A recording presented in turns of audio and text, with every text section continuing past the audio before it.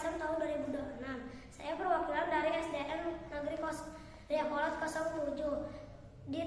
Di bulan ini saya akan menyelesaikan tantangan tentang kegiatan harianku. Kegiatan harianku tanggal 5 Juni 2006. Jam setengah 5 bangun tidur. Jam 5 sholat subuh.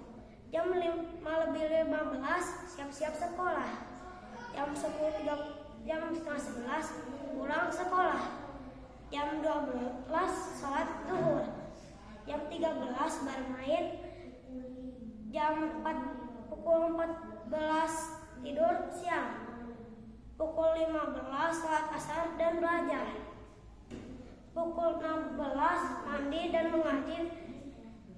Pukul 17 belajar dan persiapan sholat maghrib. Pukul 19 tadarus dan sholat isya. Pukul 20 tidur.